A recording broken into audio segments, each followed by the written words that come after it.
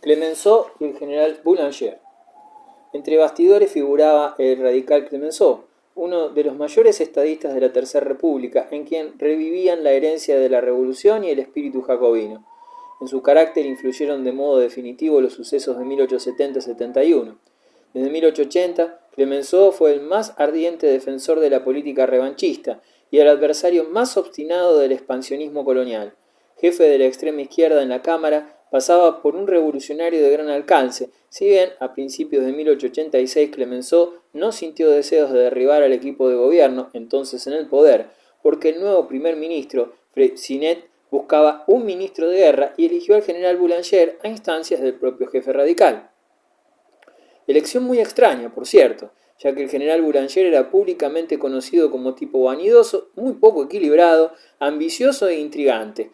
Apenas nombrado comandante de las fuerzas de ocupación en Túnez en 1884, mantuvo una violenta disputa con el presidente Paul Cambon, que le recordó claramente que era el más elevado representante de la República y que el general comandante en jefe le debía obediencia. Boulanger rehusó categóricamente someterse. Al contrario, emprendió contra Cambon una campaña que desde Túnez llegó a París. Boulanger tenía amigos poderosos en el ala izquierda del gabinete, pero ni él ni sus amigos comprendieron hasta qué punto era Cambon un adversario temible. Su inteligencia y su habilidad polémica lo convertían en uno de los más brillantes diplomáticos franceses. Devolvía golpe por golpe y ponía al gobierno en posición difícil.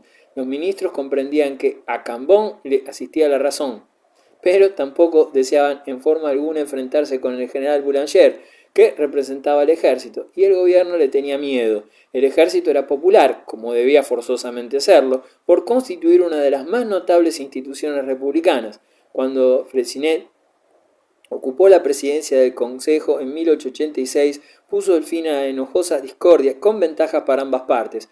Boulanger se convirtió en ministro de guerra y Cambon fue nombrado comendador de la Legión de Honor.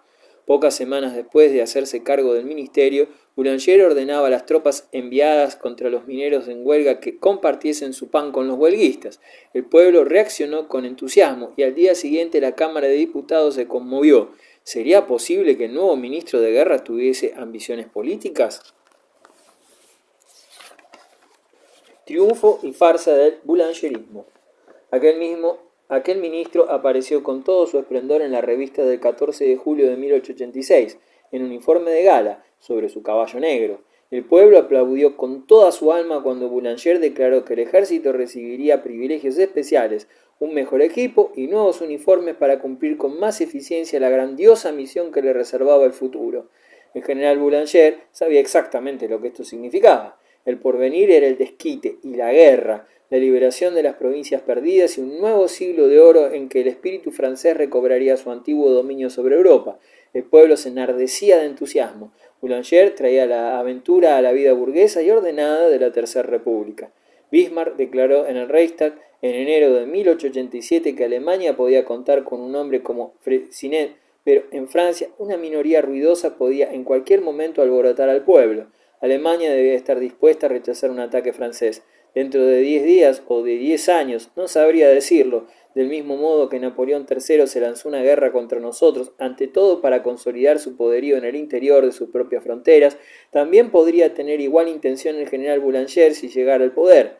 El propio Bismarck convirtió al general en símbolo viviente del desquite. En realidad, ¿qué era el boulangerismo? Nadie podía decirlo exactamente, y Boulanger menos que nadie. Con todo se notaba que Francia vivía como fascinada. En los cafés resonaban trovas alusivas al general, aparecía su retrato en los escaparates, los periódicos le dedicaban interminables series de artículos, empezaban a salir de la prensa biografías suyas.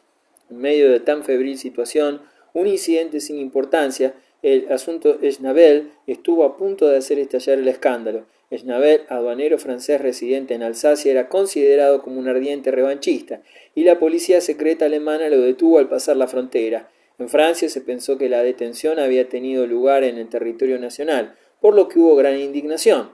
Bismarck ordenó que dejaran inmediatamente en libertad a Schnabel, con lo que se puso punto final a la cuestión. Boulanger probó fortuna política intentando obtener autorización para enviar un ultimátum a Alemania y decretar la movilización general, a lo que el presidente Grevy y los demás ministros se opusieron. Cuando cambió el gobierno, poco después, Grévy tuvo buen cuidado de que el general Boulanger no ocupase lugar alguno en el nuevo equipo gubernamental.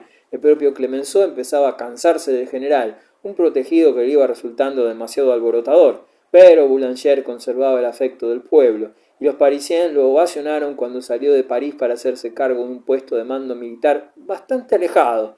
Al año siguiente, Boulanger fue elegido para la Cámara de Diputados, conculcando el reglamento del ejército, lo que le acarreó la destitución. Libre de la disciplina militar, pudo consagrarse por entero a la misión de libertador de la patria. La crisis estalló inesperadamente. En París empezó a hablarse de un golpe de Estado boulangerista, que pretendía sustituir la república parlamentaria por una dictadura nacionalista. Los reaccionarios de toda clase, bonapartistas, legitimistas, clericales y antisemitas, rogaron encarecidamente a Boulanger que diese un golpe enérgico. El hombre fuerte de Francia debía demostrar su auténtica fuerza. Apenas se vio obligado a pasar a la acción de una u otra forma. El general pareció paralizado. Ciertamente el valiente Boulanger no sabía muy bien cómo actuar. De pronto el enérgico ministro del Interior amenazó con detenerlo por atentar contra la seguridad del Estado. Entonces Boulanger huyó a Bruselas. El pretendido héroe quedaba en ridículo. Se suicidaría sobre la tumba de su amante en Bruselas en diciembre de 1891. Luz y color de Montmartre. Pocos años antes de la aparición en escena del general Boulanger, la legación alemana en París había exigido que fuera retirada la revista Le Chat Noir, que atacaba ferozmente a Alemania. Las autoridades francesas no quisieron disgustar a los diplomáticos ofendidos, si bien resultaba excepcional que Le Chat Noir adoptara tales actitudes.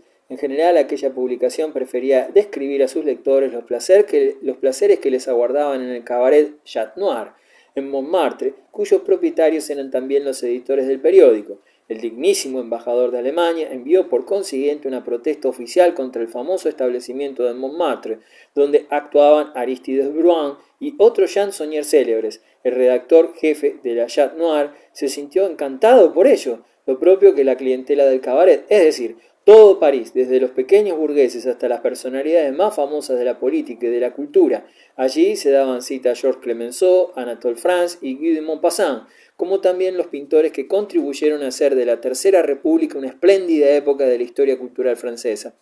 No podemos comprender a estos artistas sin el clima espiritual de Montmartre y sin los mil atractivos que ofrecía el lugar.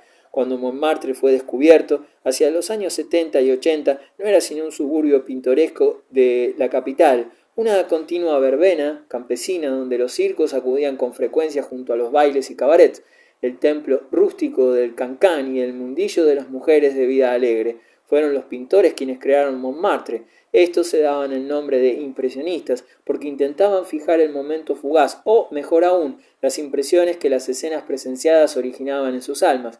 Representaban el término de una evolución estética que iba de Claude Lorrain a Claude Monet, pasando por la influencia de los tres grandes paisajistas ingleses, Constable, Bonington y sobre todo Turner. A partir de 1829, este renunció a las líneas y a la estructura de los motivos para no retener sino el esplendor de la luz y el lirismo de los colores tamizados.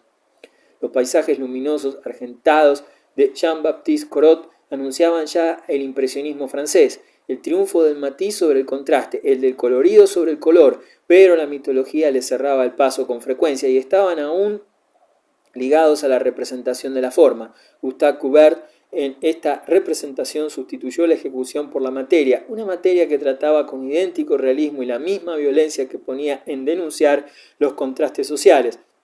Courbet, que se consideraba el hombre de todas las revoluciones, atrajo la atención desde mediados del siglo y se deleitó escandalizando la opinión con sus cuadros realistas de la vida cotidiana. Si bien fue siempre rechazado en el salón, no por ello dejó de ocupar un buen lugar entre los grandes maestros. En 1871 Courbet intervino activamente en política como miembro de la Comuna, tomó parte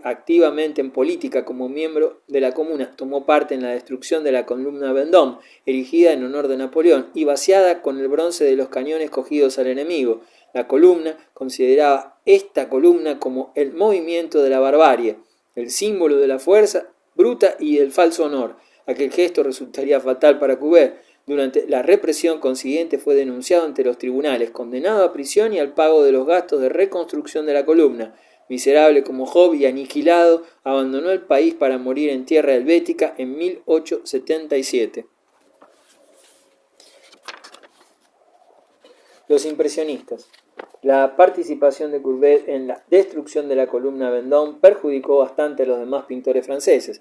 La burguesía consideró aquel rasgo como la prueba de que cualquier artista que se saliera de la tradición y de la rutina era enemigo del Estado, a quien debía vigilarse. Cuando los impresionistas formaron escuela, la crítica les dio el epíteto de communards, vocablo que equivalía a una sentencia. Tales inquietudes eran totalmente superfluas, ya que ninguno de los artistas de la nueva generación sentía la menor afición en las aventuras políticas, y en este aspecto se negaban a seguir las huellas de Courbet. Su única revolución fue artística. Por lo demás, los impresionistas no deseaban causar daño alguno a la Tercera República, y menos figurar en su historia política. Su precursor, Edouard Manet, no deseaba sino ser admitido en los salones y apreciado en los círculos mundanos. Era el más delicado y sencillo de los seres humanos, y sin embargo tuvo que luchar durante largos años contra los ataques, injurias y afrentas de toda clase.